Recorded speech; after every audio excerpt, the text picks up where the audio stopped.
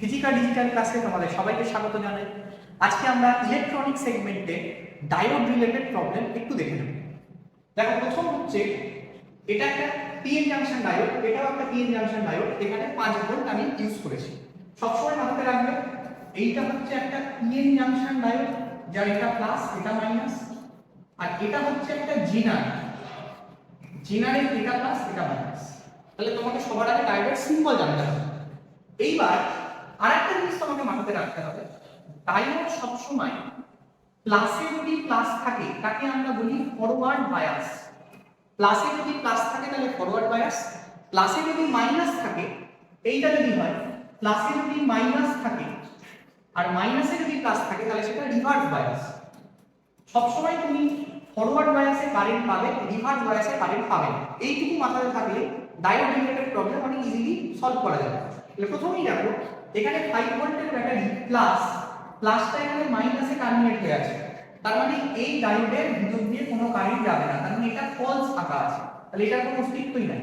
তাহলে এখানে আবার প্লাসটা প্লাসে লেগে আছে, তার মানে আলটিমেটলি এই সার্কিটটা যেন নাই, এইটাই হলো তোমার ইফেক্টিভ সার্কিট। তাহলে তোমার গোটা প্রবলেমটা সোজা হয়ে গেল। আমরা জানি ফর্মুলা V সমান IR, তাহলে এর ভিতর দিয়ে কারেন্ট কত যাবে? I সমান V/R, তাহলে 5/10, তার মানে হাফ অ্যাম্পিয়ার।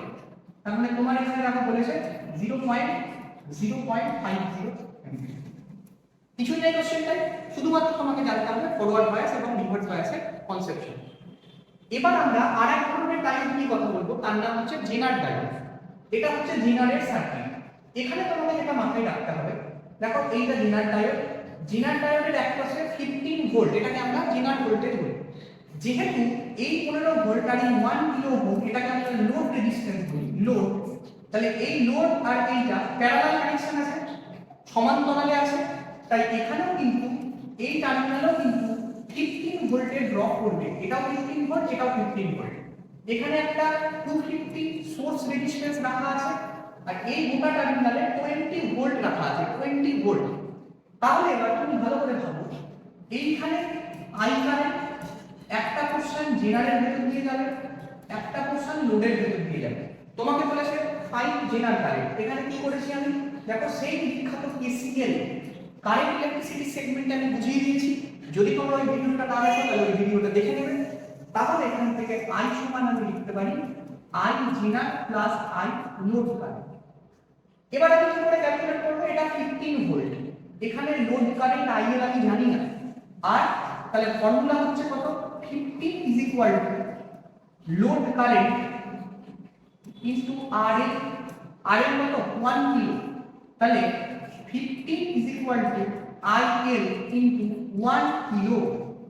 কিলো ওহম দিয়ে যখন আমি ভোল্টকে ভাগ করব সেটা মিলি হয়ে যাবে। কিলো মানে 10 টু দি পাওয়ার +3, মিলি মানে 10 টু দি পাওয়ার -3, তাহলে IL মানে হয়ে গেল 15 মিলি অ্যাম্পিয়ার, 50 মিলি অ্যাম্পিয়ার।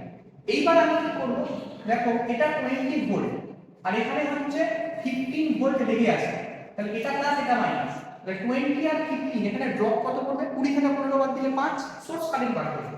তাহলে সোর্স কারেন্ট হয়ে গেল 20 মাইনাস 15, 20 থেকে 15, এটা ভোল্টেজ ড্রপ। রেজিস্ট্যান্স কত? 250 ওহম, 250 ওহম। তাহলে আমাকে ক্যালকুলেট করতে হবে, তাহলে কত হবে? 5/250। আমাকে মিলিতে বের করতে সুবিধাজনক, তাহলে মিলিতে যদি আমাকে বার করতে হয় তাহলে আমি কি করব? 1000 দিয়ে 1000 দিয়ে মাল্টিপ্লিকেশন চালাবো, তাহলে 1000 দিয়ে মাল্টিপ্লিকেশন চালাবো, তাহলে এটা হয়ে গেল কত? 20 মিলি, 20 মিলি। দেখো এই ফর্মুলাটা কাজে লাগো, 20 মিলি হচ্ছে টোটাল কারেন্ট, লোডের অ্যাক্রসে 15 মিলি অ্যাম্পিয়ার, তাহলে IZ প্লাস 15 মিলি অ্যাম্পিয়ার, তাহলে জেনার কারেন্ট হয়ে গেল 20 মাইনাস 15 মানে 5 মিলি অ্যাম্পিয়ার। খুবই important question for NEET JEE, দুজন অ্যাসপিরেন্টের জন্য এই কোশ্চেন অত্যন্ত গুরুত্বপূর্ণ। তাহলে পিএন জাংশন এবং জেনার ডায়োড রিলেটেড প্রবলেম তোমরা পরীক্ষা দিতে যাওয়ার আগে ভালো করে দেখবে। কেমন লাগলো ভিডিওটা আমাকে জানিও।